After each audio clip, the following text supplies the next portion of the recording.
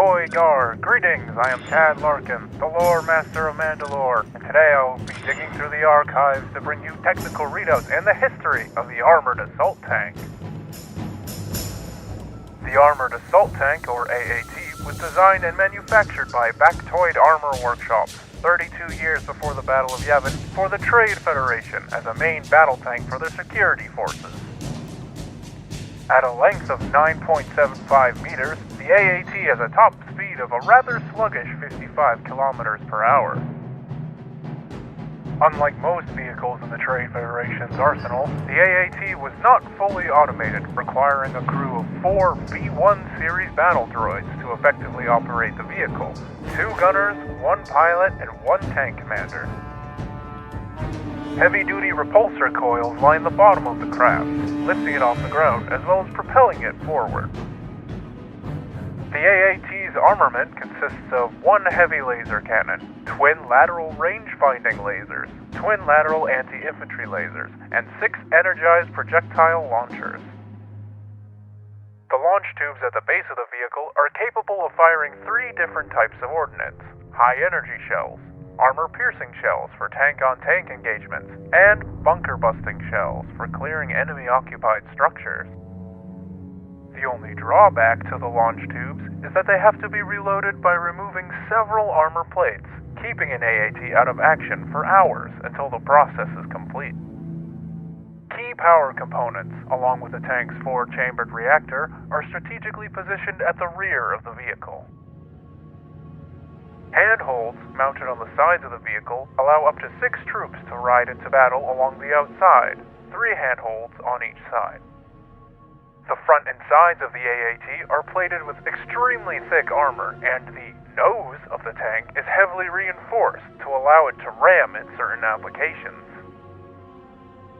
In 32 BBY, the AAT was designed and began rolling off Baktoid Armor Workshop's production lines. The first true test of the AAT's battlefield effectiveness was on the planet Locke, when the Trade Federation sent a force to deal with a group of pirates, the Locke Revenants, led by a fierce warlord by the name of Nim. The Locke Revenant plagued the shipping lanes through the Karthak sector, and eventually declared open war against the Trade Federation, and the AATs made up the spearhead of the planet's occupation force.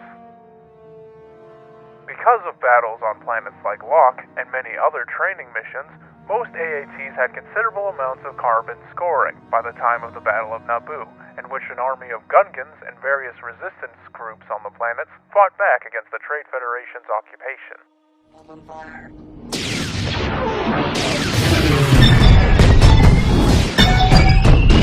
Upon the Trade Federation's admittance into the Confederacy of Independent Systems shortly before the Clone Wars, the AATs became an integral part of the CIS military, combined with various other war machines from the Commerce Guild, Techno-Union, IG Banking Clan, and Corporate Alliance.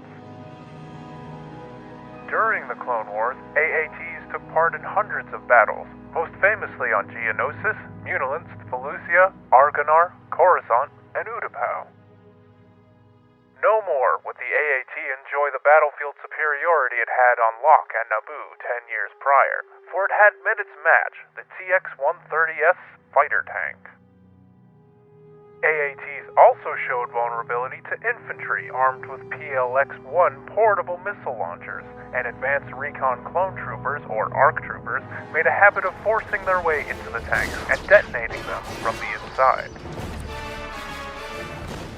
Despite these flaws and vulnerabilities, the AAT still performed as designed, and they were still being produced up until the end of the war.